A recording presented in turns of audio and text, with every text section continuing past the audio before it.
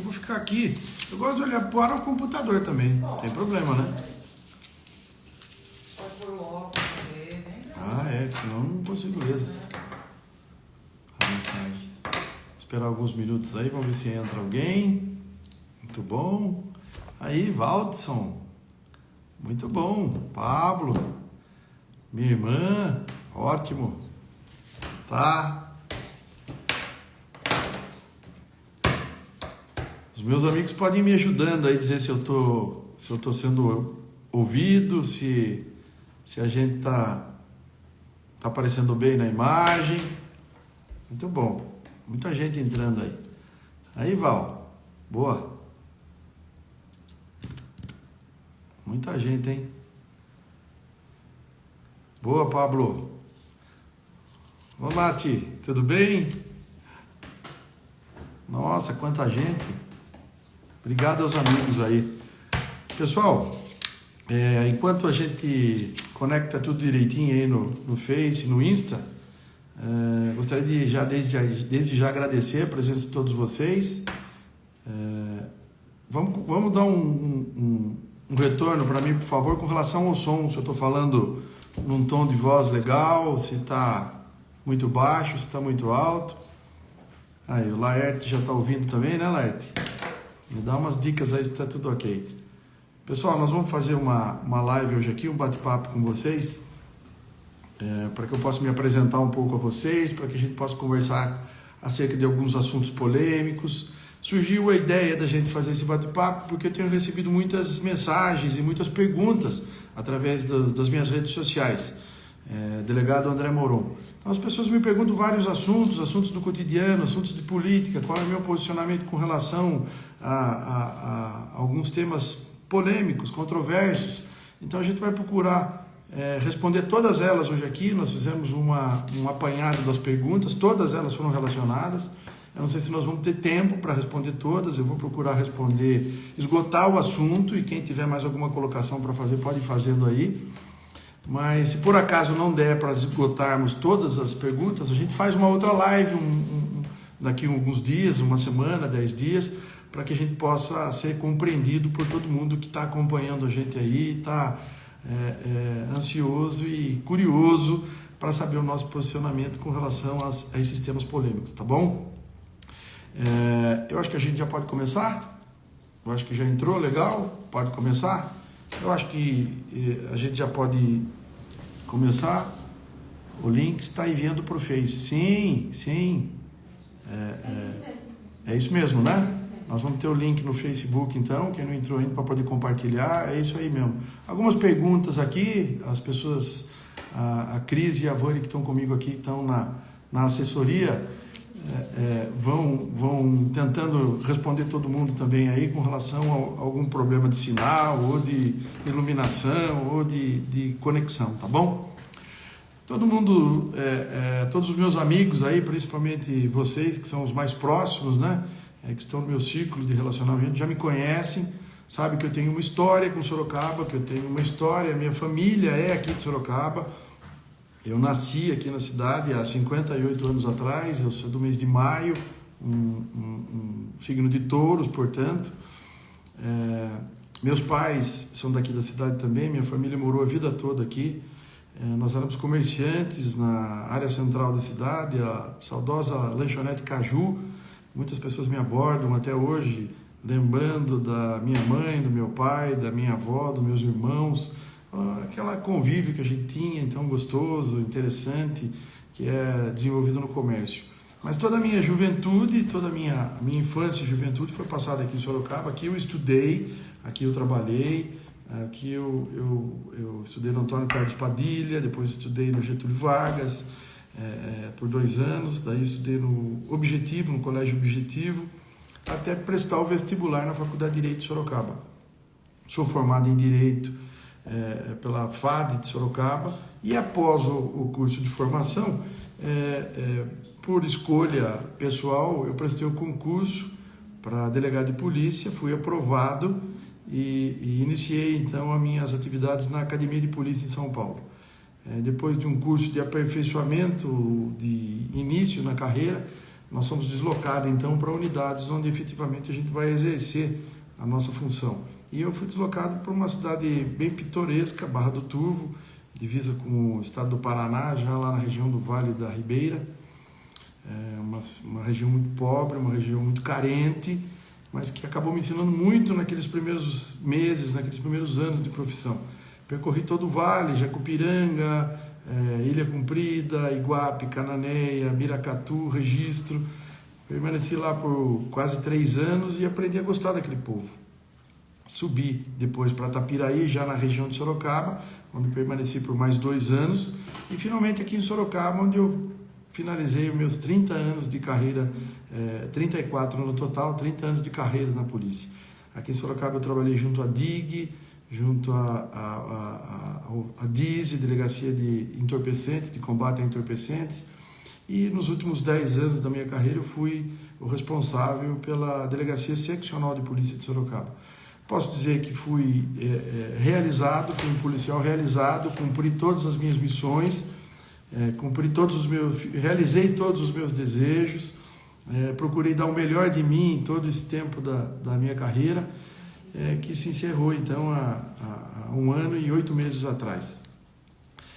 Eu conheci o nosso atual prefeito, Rodrigo Manga, já há bastante tempo, conheci o prefeito há bastante tempo, participamos da campanha do prefeito, e ao término da campanha ele me convidou para compor a equipe que iria governar Sorocaba então pelos próximos 4 anos. E eu passei então a fazer parte da equipe do prefeito, inicialmente junto à Secretaria da Mobilidade, a URBS, a empresa de trânsito e transportes da cidade, e depois, agora há 1 ano e 2 meses atrás, eu vim a ocupar a chefia de gabinete do prefeito, junto à Prefeitura Municipal. Uma tarefa que me deu muita experiência, me deu a oportunidade de conhecer, pelo menos circunstancialmente e superficialmente, as demandas da cidade de Sorocaba, as suas necessidades, a expectativa do nosso povo. Me deu a oportunidade de estar junto ao prefeito, aprendendo e convivendo com a população. Foi um período muito produtivo na minha carreira, curta carreira, breve carreira política, mas que eu trouxe a experiência do policial para tentar melhorar a vida das pessoas como político, né? Eu acho que essa transição ela foi muito dinâmica, muito rápida e para mim muito prazerosa, né? E à frente do gabinete, de chefia de gabinete, nós nos relacionávamos com as secretarias, com os vários secretários, são 20 secretarias da Prefeitura de Sorocaba, e buscando interação, retirar o melhor de cada secretário, dos nossos funcionários, em benefício da nossa população. Nós encontramos uma prefeitura sucateada, posso dizer que sucateada, enfrentando uma pandemia, e mesmo assim o prefeito Manga, num exercício de gestão pública eficiente, acabamos tirando a cidade desse período tenebroso, e agora nos últimos meses principalmente acreditamos que estamos num caminho de crescimento econômico, crescimento sustentado, que vai trazer muitos benefícios à nossa população. Pois bem, depois desse rápido período, 1 ano e 8 meses lá com o prefeito Manga, surge o convite para que eu me engajasse politicamente junto ao PSD e tentasse uma cadeira, uma vaga ao cargo de deputado federal. Fui convidado pelo prefeito e assumi a pré-candidatura como deputado federal, buscando representar não só Sorocaba, como toda a nossa região junto ao Congresso Nacional. Óbvio que é uma missão extremamente difícil, uma missão extremamente penosa, mas eu tenho certeza absoluta que 34 anos de polícia, mais 2 anos junto ao prefeito numa cidade como é Sorocaba, eu tenho certeza absoluta que hoje nós estamos já com quase 1 milhão de habitantes em nossa cidade, né, com as demandas, com os problemas, com as dificuldades. Eu tenho certeza que eu tenho a expertise suficiente para me apresentar ao meu eleitorado, aos meus amigos principalmente, como pré-candidato. E hoje essa nossa live é justamente para isso, para que os senhores conheçam, para que os amigos conheçam as minhas propostas, as minhas ideias, os meus programas, as minhas posições, para que tenham mais segurança em trazer o apoio que eu necessito de vocês. Eu acho que a gente já pode começar pelas perguntas, e eu ia deixar aberto a participação de todos vocês. Quem tivesse alguma pergunta agora, ou quiser encaixar alguma pergunta de última hora, fique à vontade. A Cris e a Vânia aqui podem anotar e me passar aqui, a gente complementa. Se não for, se a gente não conseguir esclarecer a pergunta suficiente, a gente volta nela. O objetivo aqui é um bate-papo produtivo, por aproximadamente 1 hora, é isso, Cris? Por aproximadamente 1 hora, para a gente poder, então, se apresentar a vocês, né? Pedir licença para usar o meu óculos de leitura.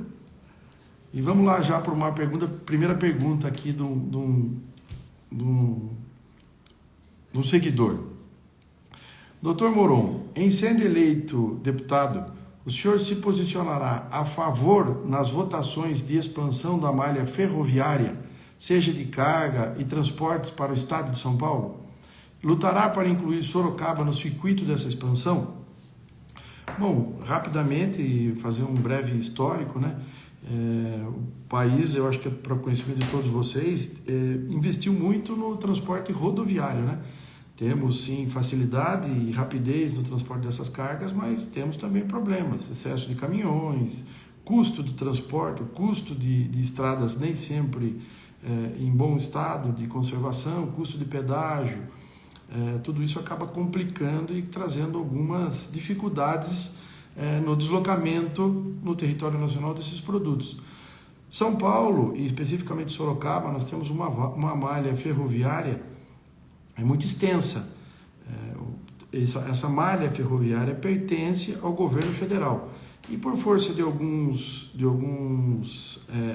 convênios, o governo federal até concorda em passar a administração dessa malha ferroviária aos estados e os estados repassar aos municípios.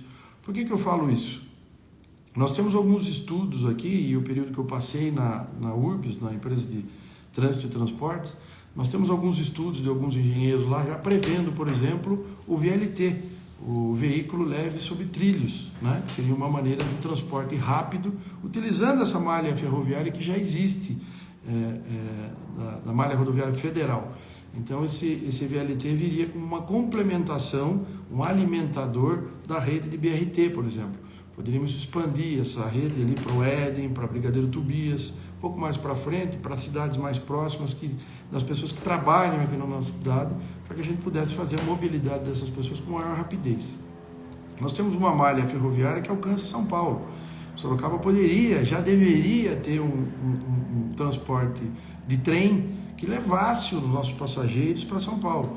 Eu vi uma notícia agora recentemente no Facebook, nos jornais, que o governo do estado de São Paulo, de uma maneira atrasada, na minha opinião, ou talvez eleitoreira, lança agora a ideia, aos 44 do segundo tempo, né, da administração do governo, para fazer uma ligação ferroviária de trem, via trem, transporte rápido de passageiros, São Paulo, Campinas.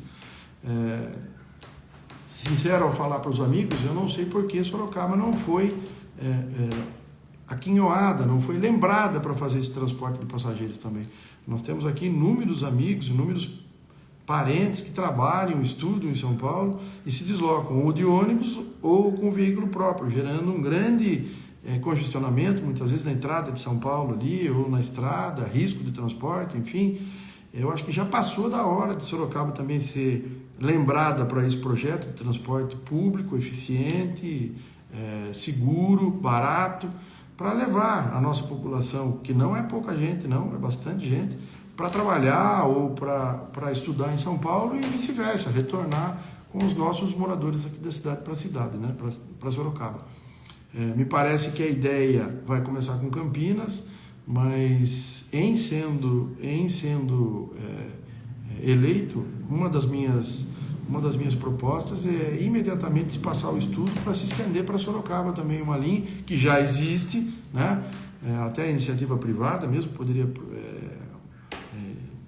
aproveitar essa malha aí e explorar esse transporte, né, numa parceria público-privada, para facilitar o transporte, então, aqui dos moradores da cidade para São Paulo. Eu acho fundamental diversificarmos a nossa malha de transporte, não ficar só na malha rodoviária, melhorar a nossa malha ferroviária para o transporte de cargas e passageiros. Nós estamos tão perto de São Paulo, a gente fala sempre que a Castelo Branco hoje é praticamente uma avenida, né, que liga São Paulo a Sorocaba, então nós temos que diversificar esse meio de transporte para não ficar dependentes e escravos exclusivos de apenas esse tipo de transporte coletivo, né? Muito bem. Vamos para uma segunda pergunta aqui, para a gente não ficar muito cansativo também, né, pessoal? Se quiser que eu mude mais rápido também as perguntas, é só explicar aí. Muito bem. Qual seria o posicionamento do candidato nos projetos em votação cujos interesses são do povo, mas o projeto é de um partido de oposição? A liderança se posiciona em voto contrário, mas o povo deseja que o senhor vote a favor. Qual seria a minha posição? Bom, eu tenho uma posição muito clara com relação a mandato parlamentar. Eu acho que o mandato pertence ao povo, né? Nós representamos a população, os nossos eleitores, junto às câmaras municipais, assembleias legislativas e Congresso Nacional, nós representamos e levamos a voz do nosso eleitor ao parlamento. Obviamente, por conta disso, eu acho que o parlamentar tem que estar sempre atrelado, ele tem que estar sempre em consonância com aquilo que o seu eleitor deseja. Eu não posso votar contrariamente ao meu eleitor, que espera um posicionamento do seu candidato eleito, e eu voto completamente diferente do anseio do meu eleitorado. Obviamente que existem temas polêmicos, eu acho que hoje, com a facilidade da comunicação, nós temos temas polêmicos, vamos discutir hoje aqui até pauta dos costumes, pauta de direitos trabalhistas, segurança, enfim, nós temos uma infinidade de pautas polêmicas que nem sempre a unanimidade vai ser alcançada. O que eu quero dizer com isso? Que eu vou votar sempre, os projetos vão ser votados sempre de acordo com o que a maioria ou a completa maioria dos meus eleitores desejar. Eu sou um representante do povo, um representante do meu eleitor, e eu tenho que votar de acordo com a consciência dele também. Eu acho que essa representação tem que ser muito honesta e efetiva, não pode titubear de maneira nenhuma. Vamos lá para uma outra pergunta. Qual seria a sua posição em votação com relação às emendas parlamentares impositivas? Bom, para quem não sabe, rapidamente uma explicação, o orçamento federal, o orçamento estadual e mesmo os orçamentos municipais, eles dispõem de uma parcela de recursos reservados no orçamento para emendas parlamentares, seja do deputado federal, deputado estadual ou mesmo do seu vereador. O que significa isso? É o reconhecimento, eu acho que é bem democrático isso, é o reconhecimento de que os parlamentares, representantes do povo, possam também ter oportunidade, não só apenas o chefe do executivo, né, o presidente, o governador ou o prefeito, mas que os parlamentares possam ser voz ativa dos seus representados e possam então encaminhar parte do recurso orçamentário do ente federativo distribuir aquele dinheiro, aquele recurso com projetos, com programas sociais, com entidades, com obras voltadas em benefício da comunidade, né? Então eu acho bastante democrático até essa parte do orçamento. Com relação às emendas impositivas, que são aquelas emendas obrigatórias, né, que o executivo obrigatoriamente tem que atender os parlamentares, seja de que nível for, eu sou absolutamente favorável. Eu acho bastante democrático essa liberação dos recursos. Obviamente que eu acho que o motivo da pergunta é justamente esse, né? A gente ouve muito falar em orçamento secreto, em emendas secretas. Eu acho que muitas vezes a imprensa não nos ajuda explicando e esclarecendo o que seja esse orçamento secreto, essas emendas secretas. Na verdade, o que acontece é que aqueles parlamentares que são mais próximos da administração, que são amigos da administração, acabam recebendo valores maiores do que aqueles parlamentares que são tratados como de segunda classe, que são oposição à administração. E essa é uma parte que eu já não concordo, né? Eu acho que o parlamentar ele tem uma parcela, um segmento a ser representado, então ele deveria ser aquinhoado com o mesmo benefício, com a mesma emenda, o mesmo valor de emenda que o deputado da oposição ou da situação ele tenha, né? Lembrando que essas emendas são para atender a população, então nós não podemos ter população de segunda categoria, nem parlamentares de segunda categoria. Eu acho que todos deveríamos ter os mesmos valores, porque senão acaba sendo moeda de troca, né? Aquilo que a gente sempre ouve aí, um balcão de negócios, ele vai acabar sendo facilitado, né? Então eu sou favorável porque todos os deputados, parlamentares, vereadores tenham o mesmo valor das emendas. Eu acho isso bem democrático. E utilizem dentro do seu critério, então, da sua discricionariedade, obviamente ouvindo os seus eleitores, encaminhe aquele dinheiro das emendas impositivas para onde melhor lhe couber, né? Eu acho que principalmente o foco da pergunta seria com relação a essas emendas secretas, então, né? Isso eu sou absolutamente contrário. Muito bem, vamos lá.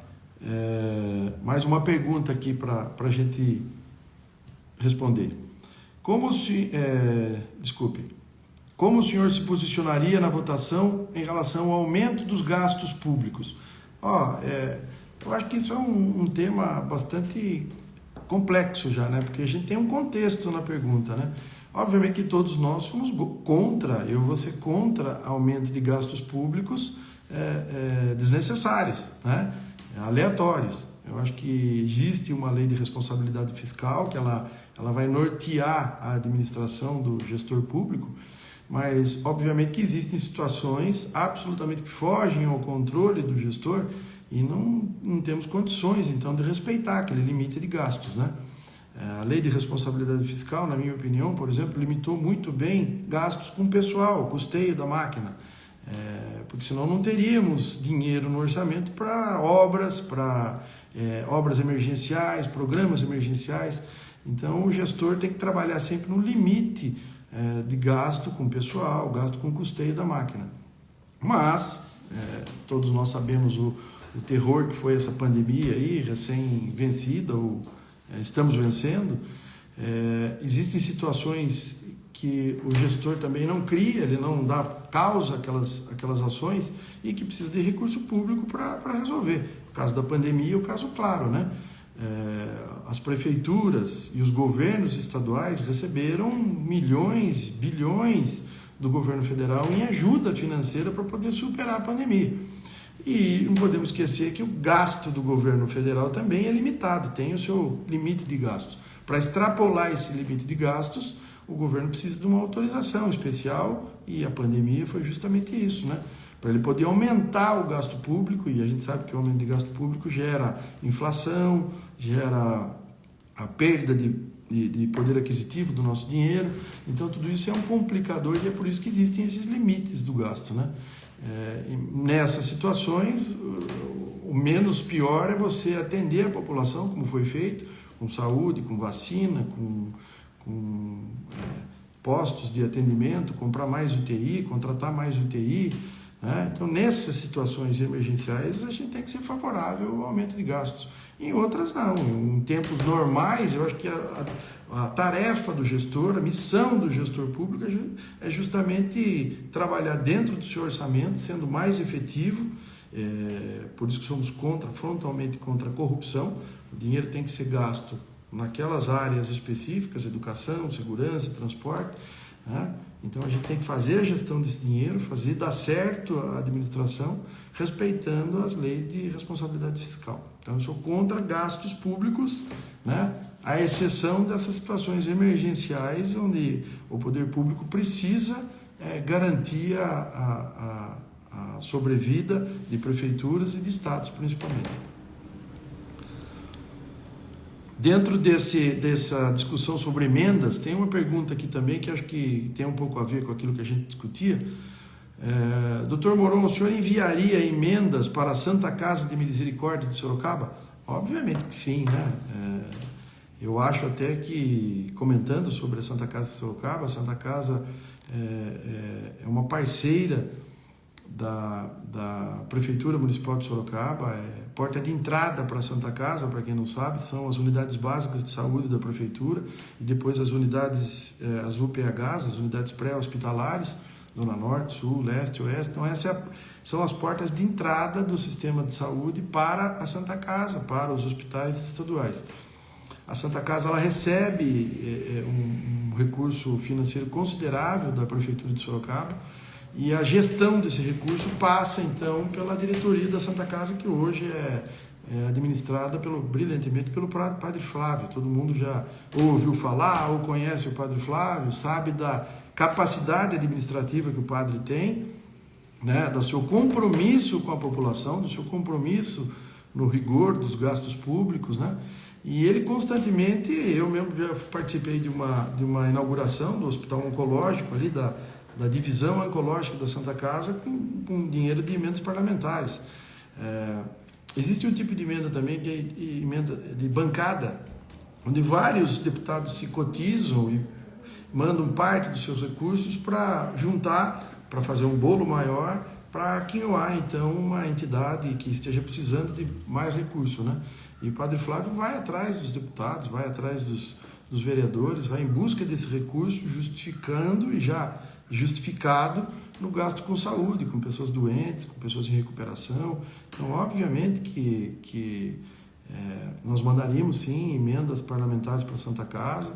Eu acho que tudo é prioridade, né? Nesse momento de saída de pandemia, ou já na nossa recuperação econômica, a Santa Casa precisa muito, sim, desse auxílio. Não só a Santa Casa, os hospitais, né, de uma maneira geral. Esse recurso vem em boa hora para a saúde, para atender, em última análise, a população. Tá bom? Mais uma pergunta. O Dr. Moron, o senhor apresentaria projetos de redução da máquina administrativa? Eu acho que existe um tabu e uma confusão muito grande com relação ao tamanho de máquina administrativa. Eu falei a vocês que eu trabalhei durante 34 anos na polícia e durante 34 anos eu só vi a máquina administrativa diminuir.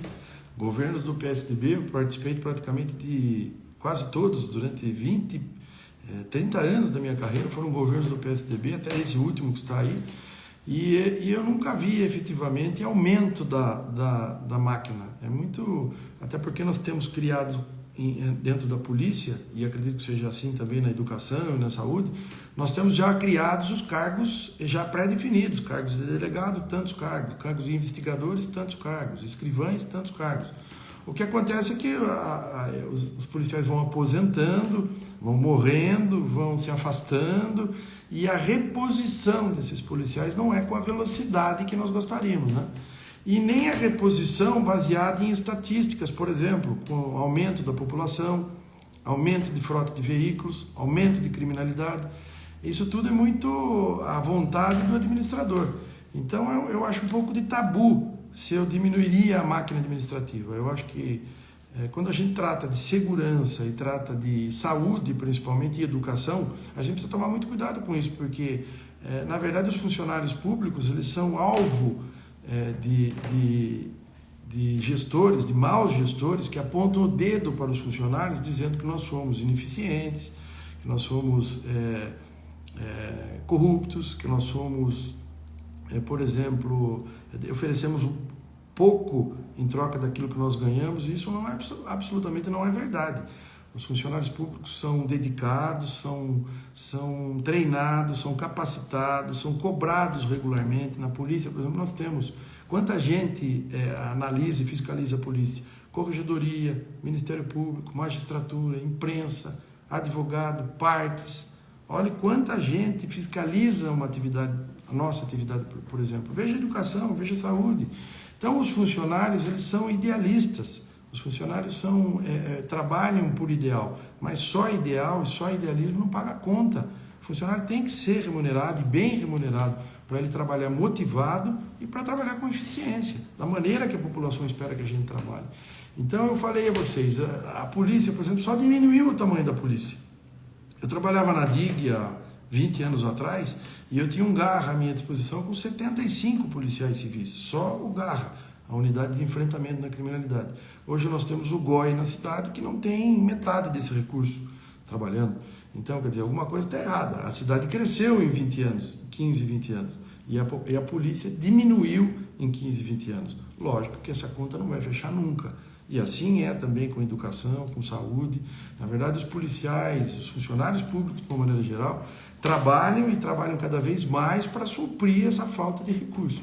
Eu, sem medo de errar, eu falo que se não fossem as ferramentas tecnológicas que a gente dispõe hoje, a polícia, a saúde, a educação, se não fosse essa facilidade das ferramentas tecnológicas, plataformas de trabalho, com cobrança de resultados, planejamento estratégico, eu acho que já teria falido o serviço público nesse país. Eu falo sempre também que as entidades do terceiro setor, e vai aí o meu reconhecimento da importância desse trabalho, as associações que fazem um trabalho social fantástico, complementando a atividade do Estado, né, a atividade das prefeituras, do governo federal. Se não fossem essas entidades, se não fossem esses idealistas dos Rotaries, da maçonaria, do Lions, das associações, enfim, que trabalham em benefício do mais necessitado, se não fosse esse trabalho complementar, nós já teríamos falido. A verdade é essa, a saúde não iria superar. Está ruim hoje, tá ruim, mas poderia estar muito pior, né? Então, a gente precisa tomar muito cuidado com relação a essa diminuição da máquina administrativa. Eu sou a favor de uma reforma administrativa. A gente fala muito em reforma tributária e reforma administrativa nesse país, né? Eu acho que a gente tem que fazer primeiro uma reforma administrativa, ver efetivamente as áreas mais sensíveis e como elas estão, cobrar eficiência, cobrar planejamento dessas áreas, né? Para a gente ver, porque pode ser que a gente precise aumentar, não só diminuir determinada área, né? E depois só depois então de uma reforma administrativa, a gente começar a mexer com uma reforma tributária, né? Que esse é um outro grande tabu no país, né? Imposto único, vamos cobrar, vamos diminuir a cobrança de impostos. Você é a favor da diminuição dos impostos? Óbvio, lógico que sou. Eu também sou um pagador de imposto, mas a gente não pode esquecer que os entes federativos, municípios, estados e o governo federal vivem em função daquilo que a gente paga. Acontece que no Brasil a gente paga demais de imposto e ele vai se perdendo nos escaminhos, aí, né? nas sombras das administrações, e isso acaba gerando um prejuízo muito grande, né? Então eu sou a favor da reforma administrativa e só depois uma reforma tributária, que também sou a favor. Você é a favor do imposto único, André? Muitas vezes me perguntam isso. Eu sou, por facilidade, obviamente, principalmente para quem paga. Mas será que isso é interessante para quem recebe? Será que teria possibilidade de implementar um imposto único no nosso país? A gente não pode esquecer que a gente tem a síndrome aqui de um país latino-americano e as pessoas gostam de dar um jeitinho, né? Existem aquelas pessoas que também não querem pagar imposto nenhum, isso é absolutamente impossível. Se a gente quer um serviço de qualidade na saúde, na educação, na segurança, nós temos que dar uma contrapartida para poder ter esse serviço, né? É uma discussão, dois lados, contexto, né? Eu acho que a gente tem que olhar por esses dois lados, né? Eu acho que o maior problema desse subdesenvolvimento econômico que nós temos, que o país atravessa, é muito mais em função de impostos elevados.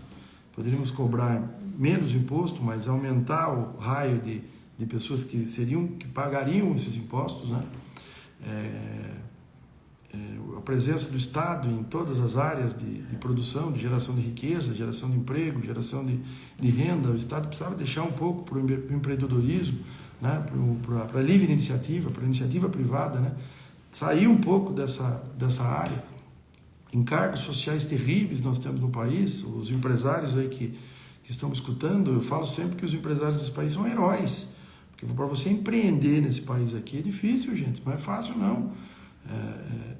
Precisa pôr a mão na massa efetivamente, não é só montar o seu negócio, não esperar o seu cliente, a quantidade de imposto que você paga, funcionários. O empresário que gera postos de trabalho, gera riqueza, ele tem que ser privilegiado, ele tem que ser entendido e compreendido. Ele não quer privilégios. Eu acho que é o reconhecimento do empresário, da importância do empresário, eu acho que é isso.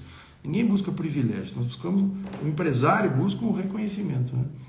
Mas eu acho que o maior problema em toda essa situação do tributária é a corrupção. Corrupção é algo intolerável, é algo temerário sobre todos os aspectos, né? Uma grande parte dos recursos se perdem por conta de corrupção. Nós tivemos governos passados aí, governo federal passado, não precisa dizer para vocês aqui as barbaridades que foram feitas, né? Nós trocamos o governo e demos a oportunidade para o governo que aí está, justamente porque estávamos desesperançosos com relação àquela roubalheira que estava no país, né? Participando com ditaduras internacionais, com países da África, mandando o nosso dinheiro lá para Porto, aeroporto. Nós não temos isso aqui. Então, a gente precisa ter cautela nas posições que a gente defende também. Vamos tentar mudar de assunto aqui para a gente não ficar muito cansativo também, falando só de dinheiro, né? Não é verdade? Vai lá. Qual o posicionamento que eu adotaria na votação de projetos para privatização? Você é a favor ou contra a privatização? E qual os quais não privatizaria? Bom, eu sou a favor da privatização total. O Estado não tem que ficar regulando o mercado de produção, o mercado de geração de postos de trabalho, de geração, criação de renda. Eu sou absolutamente favorável à privatização total e restrita, privatização de Petrobras, privatização dos portos, dos aeroportos, de rodovias, né? Eu sou favorável à regulação pelo poder central, né, pelos governos, a regulação na prestação desse serviço. Hoje, por exemplo, eu acho que nós temos um serviço de péssima qualidade patrocinado pela companhia de energia, que nos atende, é muito caro e um serviço de péssima qualidade. Eu não digo péssima qualidade para mim ou para você, que pagamos as nossas contas caras em dia, né? Eu digo para aquelas pessoas que não têm acesso à energia elétrica para fazer sua comida, para tomar o seu banho, sua higiene pessoal, lavar sua roupa, lavar sua casa. Essa energia demora a chegar, essa energia não chega onde ela precisa, é muito pouco investimento nessa área, a companhia não amplia a sua malha para oferecer esse recurso para as pessoas mais carentes, principalmente. Então, eu acho que nós devemos regular, quando eu digo nós devemos regular, o poder público tem que regular a prestação desse serviço para cobrar. Se ela tem a contrapartida de um preço, ela também tem que ter uma contrapartida de minimamente um serviço bem feito, né? E nós temos péssimo exemplo aí por essa companhia aí, que exemplifica muito bem essa questão da privatização. Eu sou favorável, então, à privatização de o Estado não tem que ser dono de nada, de nenhuma empresa.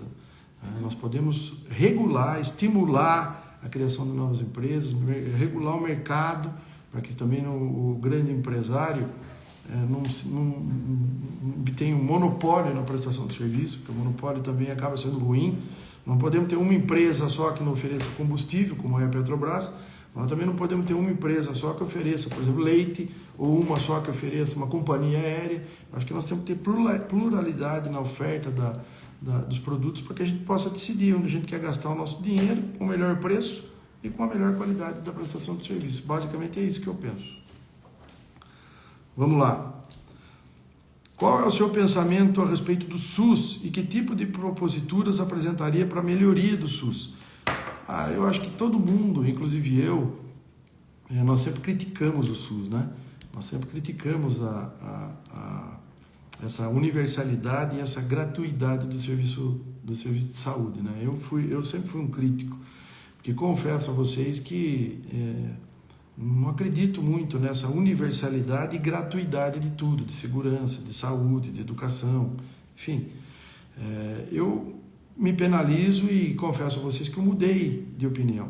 Não só com relação à qualidade do SUS, eu sempre entendi o SUS também como uma entidade que não recebia os recursos suficientes, não tinha funcionários em número suficiente para prestar um bom serviço, né?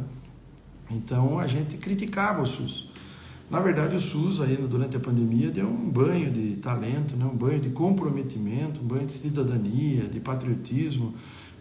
Vai um reconhecimento público aqui aos profissionais da saúde, os profissionais da segurança, que mesmo com pandemia não cessaram as suas atividades. Olha lá o que eu falava para vocês, o comprometimento do funcionário público. Nessa hora ninguém quer diminuição de funcionário daí, nós queremos aumento, mais médico, mais enfermeiro, mais policiais, aí ninguém fala em diminuição. Mas esse reconhecimento ao trabalho, principalmente do pessoal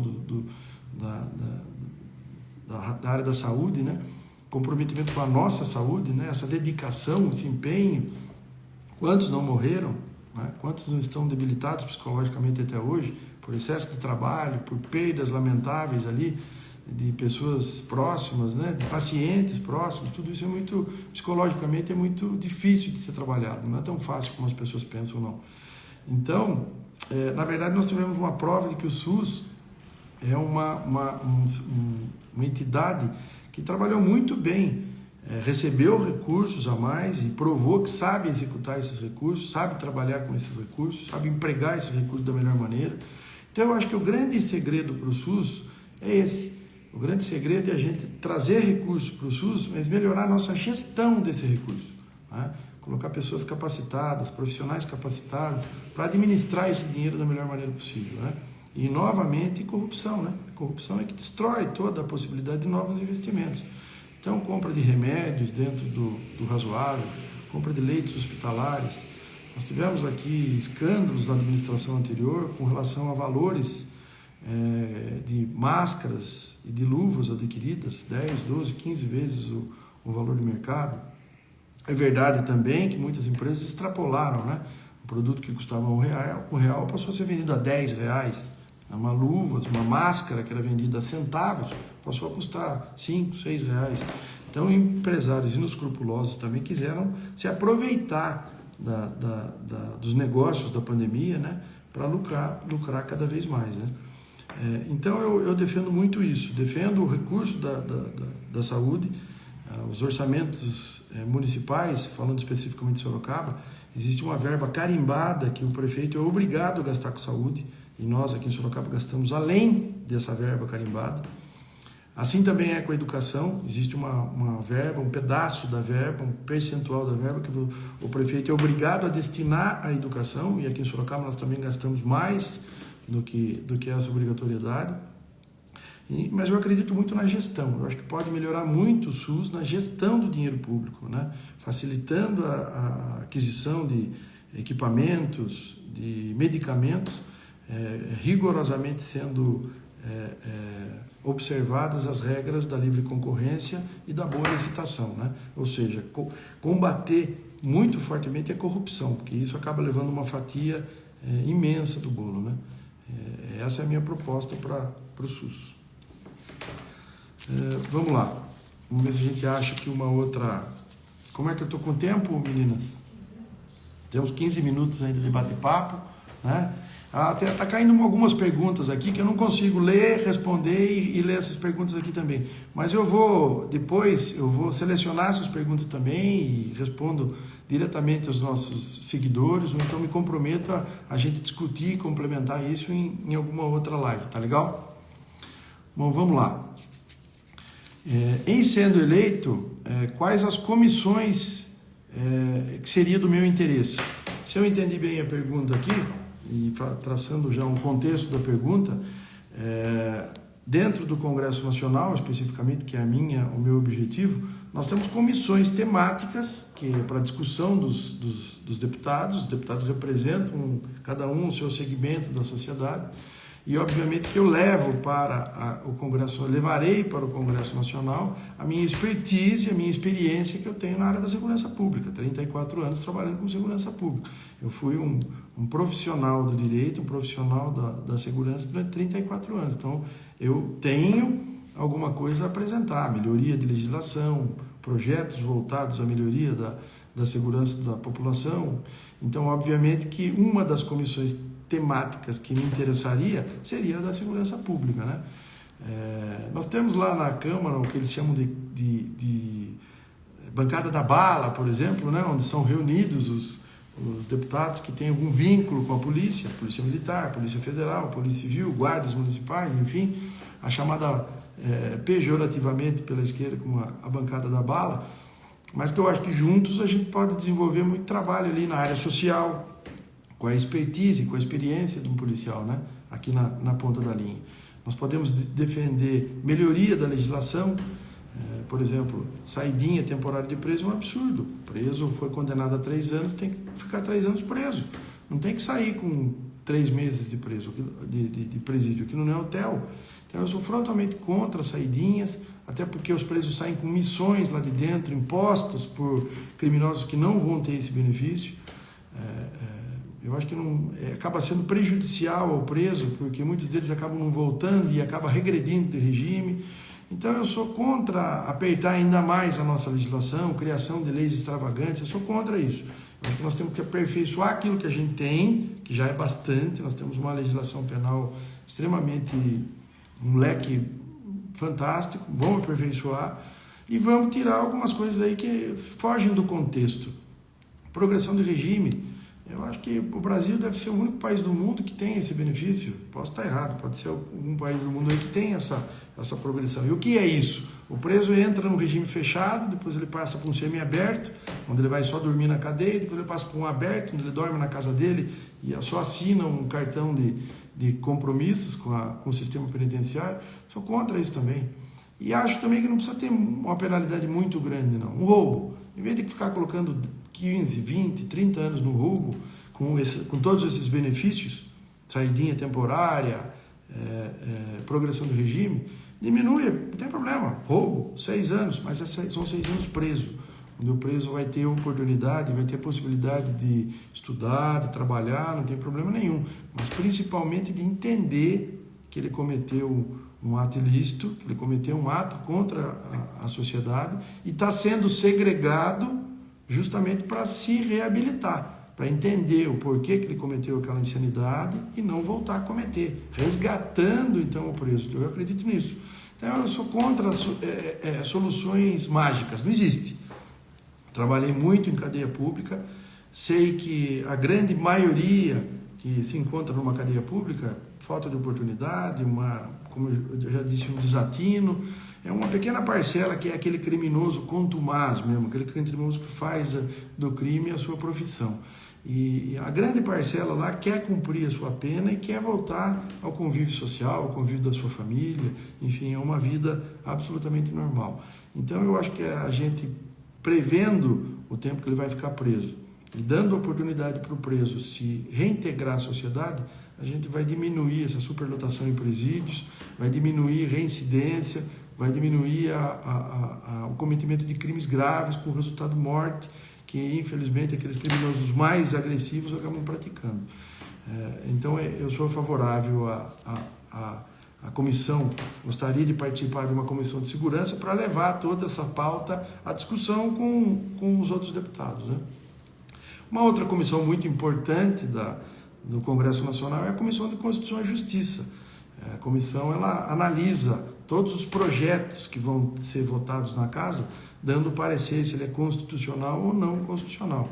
Como eu tenho essa formação jurídica e acho que eu tenho um conhecimento e uma experiência a respeito desses vários temas de economia, de saúde, educação e segurança, eu posso dar lá também os meus pitacos, sim, para que a comissão leve à votação os projetos mais urgentes em benefício da população.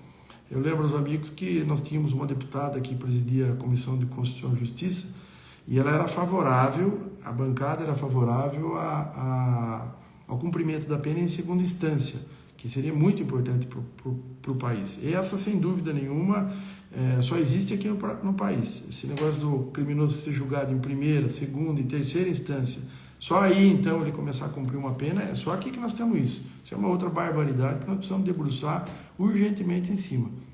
Juiz de primeiro grau já condenou, ele que obteve todas as provas, imediatamente vai se recolher à prisão.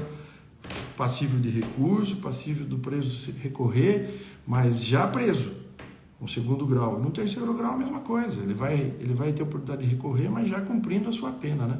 Aqui no Brasil a gente faz as coisas inversas, aqui a gente espera chegar na terceira instância e mais, com filigranas jurídicas, né? O Supremo Tribunal Federal agora liberou um criminoso para participar das nossas eleições, quer dizer, Eu acho um absurdo isso aí, né? Devia estar preso cumprindo a sua pena. E apela para a Corte Suprema, mas preso, né? Não participando da eleição. Isso aí eu acho um absurdo.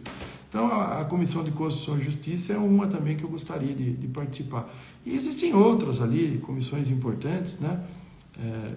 Que a gente tem, eu acho que eu levo a experiência, levo algum conhecimento, levo temas de debate para que a gente aperfeiçoe nosso sistema democrático. Vamos lá, dá tempo de mais uma, meninas? Vamos lá. Não sei se o pessoal está gostando aí. Bate uma palminha aí, a cena, se está gostando, né? Para que eu possa ter pelo menos a ideia aqui se eu estou no caminho certo, pessoal. Tá? Vamos lá. Doutor Moron, o senhor tem projetos voltados à discussão da mobilidade? Também colocando a pergunta num contexto, eu acho que o meu seguidor ele está se referindo à mobilidade urbana, a mobilidade então das pessoas dentro das cidades principalmente, né? Porque tudo acaba começando e terminando aqui dentro da nossa cidade, aqui vivemos, aqui trabalhamos, aqui dentro das nossas famílias, né? Então tudo acaba acabando aqui no município. Muito bem, eu durante um período de tempo que eu trabalhei na URBS, eu pude me deparar muito claramente com essa situação da mobilidade, né? O problema que é a mobilidade urbana, o trânsito das pessoas dentro de uma cidade, né? E isso é o nosso direito de ir e vir. Todos nós temos esse direito. E numa cidade, nós vivemos numa sociedade, todo mundo precisa trabalhar, precisa ir no lazer, precisa ir no médico, no seu negócio. Então, esse tema da mobilidade, ele acaba sendo muito sensível. Eu sou aqui de Sorocaba, eu sou de uma época em Sorocaba que não tínhamos trânsito. Depois fui de uma época que não tínhamos congestionamento. Ainda na polícia, eu já me deparava com aumento. Nós tínhamos o Detran, então, sobre a nossa responsabilidade, e eu já observava o aumento da demanda por carteira de motorista, emplacamento de veículos. Então, era uma coisa absurda, tipo assim, 2.000 veículos por mês eram emplacados em Sorocaba. Isso significava que 2.000 novos veículos eram incorporados à frota da cidade. Isso no ano são 24.000 novos veículos. Então, são números grandiosos, só para vocês terem uma ideia do que é o problema da mobilidade de Sorocaba, né? Estacionamento irregular é um problema seríssimo de mobilidade. Nós precisamos criar bolsões de estacionamento, precisamos criar vagas de estacionamento rápido. A Zona Azul, ela precisa ser fiscalizada para que não haja abuso. Nós precisamos de grandes obras na cidade com relação à mobilidade, e aí vai um adendo e vai um parabéns ao nosso prefeito. O prefeito deve startar agora até o começo do próximo mês 7 grandes obras. Eu participei de todas essas tratativas. Ele deve startar 7 grandes obras do sistema viário para nos auxiliar nessa mobilidade urbana. E essas obras são patrocinadas e só foram possíveis graças a empréstimos internacionais que o prefeito contratou. E a gente pode até falar dos empréstimos, se der tempo, rapidinho aqui na próxima pergunta. Muito bem, serão obras trincheiras, que são pequenos túneis, serão viadutos, serão pontes, serão duplicações de avenidas, serão novas ligações de bairro a bairro, de regiões a regiões em Sorocaba, que vão facilitar justamente a mobilidade das pessoas, o trânsito, o tráfego das pessoas, né? Nós temos um problema muito sério na cidade, que é um problema e é uma solução. Eu acho que a grande maioria dos nossos amigos reside em condomínios residenciais, sejam apartamentos ou sejam condomínios horizontais, né? Os condomínios fechados. Esses condomínios são verdadeiros problemas para a mobilidade, que a gente vai fechando os espaços da cidade, né? Em grandes quadrados, por exemplo, e as pessoas que normalmente chegavam de um ponto ao outro atravessando esse quadrado, ele vai ter que fazer a volta. Facilmente a gente entende, então, o porquê dos congestionamentos, o porquê do fluxo de veículos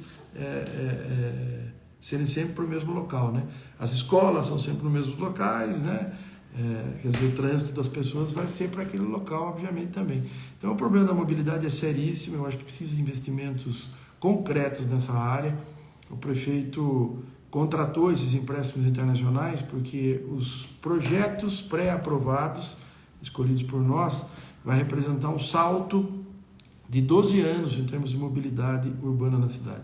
Nos últimos governos, nós não tivemos obras os últimos 2 governos, principalmente, tivemos grandes obras do sistema viário para facilitar essa mobilidade, né?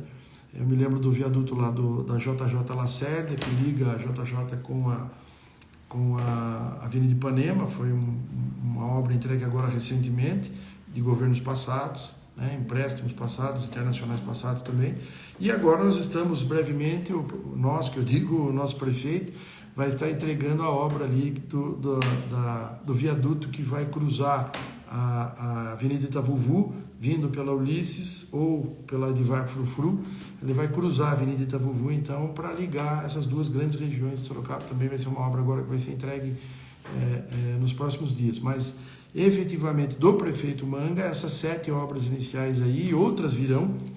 Posso assegurar aos senhores que nos próximos 3 anos a cidade se tornará um canteiro de obras para grandes obras na cidade, porque existe o dinheiro, existem os projetos pré-aprovados, e por questões de prazos procedimentais, de edital, a coisa não acaba com a velocidade que o prefeito gostaria, mas que essas obras já estão praticamente todas selecionadas, aguardando contratação e início de execução, tá bom?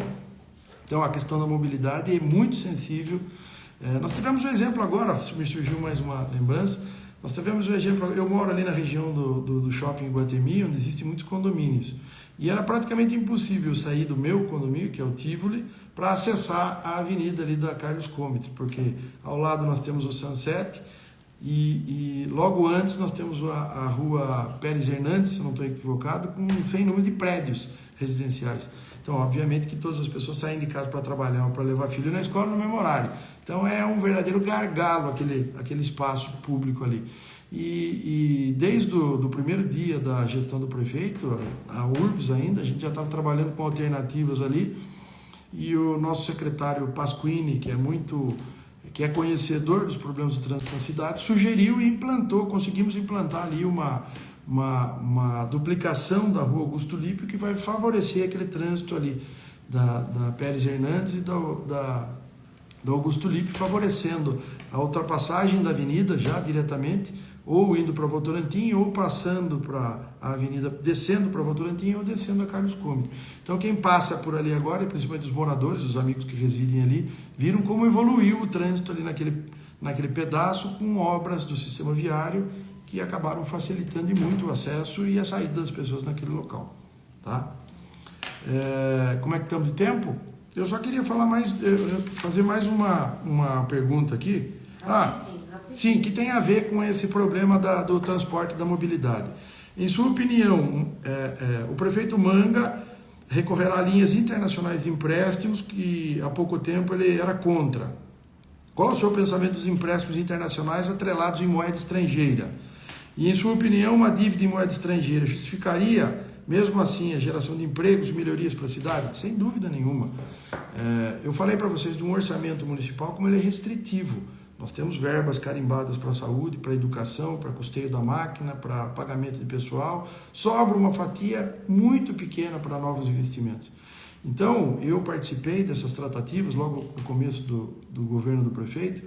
Na verdade, surgiu a possibilidade do prefeito fazer esse empréstimo internacional. São 56 milhões de reais, milhões de dólares. Foi amplamente divulgado aí na mídia.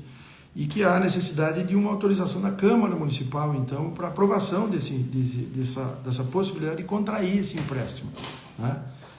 Houve toda uma celeuma, a oposição é contra, mas o prefeito mostrou e conseguiu mostrar aos vereadores e obteve a maioria para a aprovação do projeto de 56 milhões de dólares em moeda americana. E existia um projeto já, um programa, um empréstimo aprovado para o governo anterior de 74 milhões de dólares, se não me engano. E desse total, apenas 2 ou 3% havia sido gasto em 4 anos. Nós temos prazo para gastar esse dinheiro. O prefeito Manga também trabalhou esse empréstimo, que era anterior, negociou, e nós temos que ter a autorização do Senado da República para negociar, não só uma autorização da Câmara, mas uma autorização também do Senado da República, já que são bancos de fomento internacional. E o prefeito negociou paralelamente esse novo empréstimo e obteve autorização para os dois.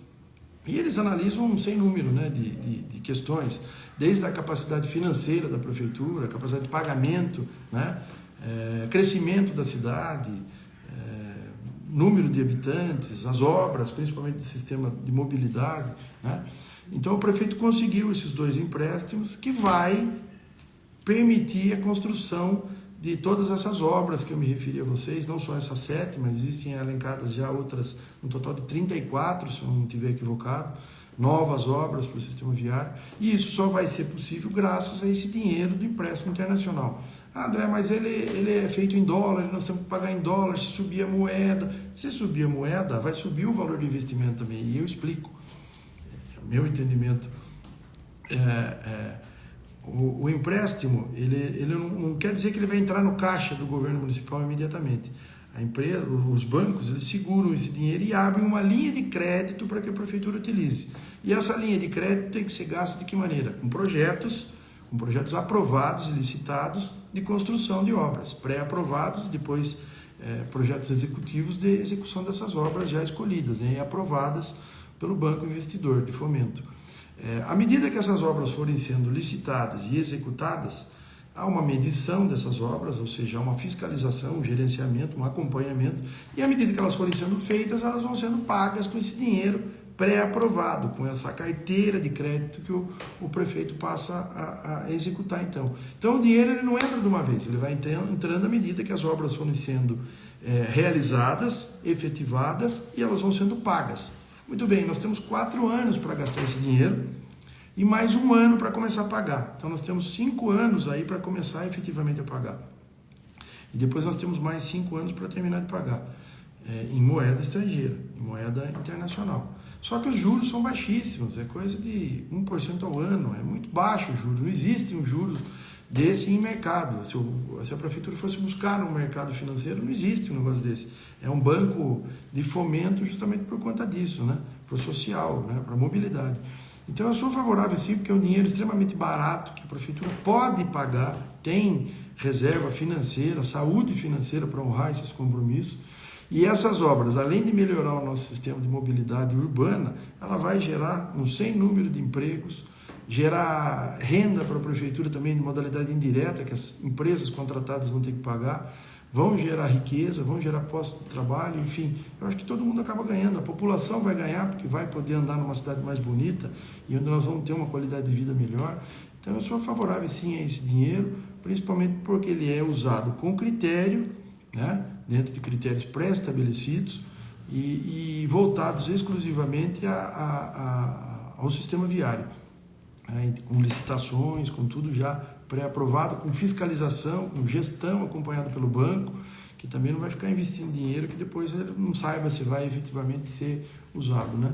Então eu sou sim favorável a esses empréstimos, acho que é uma maneira interessantíssima da gente dar saltos em qualidade de vida, principalmente uma cidade como a nossa, grande, e que já há bastante tempo, como eu já disse, carece de novas obras de infraestrutura. Eu viajo para algumas cidades e muitas vezes eu confesso que fico impressionado com viadutos, com pontes, com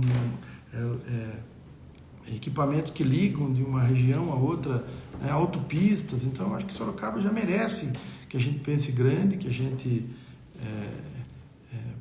tenha um planejamento estratégico para uma qualidade de vida do seu cidadão. Tá bom? Pessoal, conversamos bastante. Uma pena que, muitas vezes, eu fico um pouco frustrado, porque confesso que monólogo é bastante difícil da gente manter a atenção de vocês aí, e eu também me concentrar e pensar o que eu vou falar, ler, e ao mesmo tempo tentar, ansioso, passar a minha mensagem a todos vocês. Eu espero que eu tenha conseguido, eu espero que tenha sido aí, eu não vou me alongar muito até por conta disso, não se trata de um podcast com 2, 3 horas de duração, eu acho que a gente pode fazer mais vezes e com um tempo menos reduzido, né? Para que a gente possa aproveitar o maior tempo possível do nosso convívio aqui, tá? Eu volto a dizer para vocês que eu tenho muitas perguntas aqui que podem gerar debate com vocês, não deu tempo da gente falar sobre a pauta de costumes, né? Passeata gay, marcha de Jesus, oi? Vamos fazer mais live. Não, sim, é o que eu estou falando para os seguidores. Nós vamos voltar a esses assuntos polêmicos, né? Armas, se eu sou favorável ou não ao porte de armas. Fica aí um spoiler, que chama? Fica um spoiler para vocês então. Aí nós vamos falar muito sobre ideologia de gênero, se eu sou ou não a favor de gay, casamento gay, aborto, se eu sou a favor de arma, ideologia de gênero, banheiro feminino, masculino. Acompanhem a gente aí, eu vou procurar soltar com antecedência quando que a gente vai ter esse bate-papo. A campanha se avizinha aí, então eu vou fazer o possível para a gente ter pelo menos essa hora de convívio aí. Eu acho que uma vez por semana, né, Cris? Uma vez a semana, pode ser todas as quartas-feiras, né? Televisão não tem nada que preste mesmo passando nesse horário, então vamos reservar um horário aqui para a gente bater um papo, conversar, descontrair, tá bom? Mande as suas perguntas nas minhas redes sociais, no meu Facebook, no meu Instagram, Delegado André Moron, as minhas redes. Os amigos e os seguidores mais próximos que já têm o conhecimento comigo, têm o meu WhatsApp, mande por WhatsApp. A gente quer fazer uma live dinâmica, gostosa e que seja útil para que vocês me conheçam e possam entender então o que pensa o pré-candidato André Moron, tá bom? Me despedir de vocês. Político aprende rápido, viu? A gente tem um palanque aqui para falar e acaba gostando da brincadeira, viu? Mas não vamos nos alongar mais. Eu gostaria de dar uma boa noite a vocês. O Sandro César, que foi o que mais fez perguntas. Ah, sim. Quem? O César? Sandro César. Ah, o Sandro César. Ah, é verdade. Sandro César é o meu seguidor. Ele que até agora fez o maior número de perguntas aqui para mim, viu, pessoal? Mostra que é um eleitor que está escolhendo o seu candidato, que quer escolher bem o seu candidato. Então eu faço um desafio a vocês aí que façam como o Sandro. Parabéns, amigo. Né? Obrigado pela participação, porque a partir das suas perguntas também é que a gente pôde externar o que a gente pensa aqui. E eu conclamo a todos vocês que façam o mesmo que o Sandro fez. Manda a sua pergunta para que a gente possa se mostrar por inteiro, com honestidade, não tenho nada a esconder. Quero ser, não o mais claro possível, mas eu quero ser o mais claro para vocês poderem entender as minhas ideias e como eu penso e como eu vou agir em nome de todos vocês, se a gente conseguir alcançar o sucesso, tá bom? Uma boa noite a todos, fiquem com Deus, até a próxima quarta-feira, 20 horas, aqui comigo. Eu mando um recadinho para vocês não esquecerem, tá bom? Um abraço a todos. Eu não sei sair.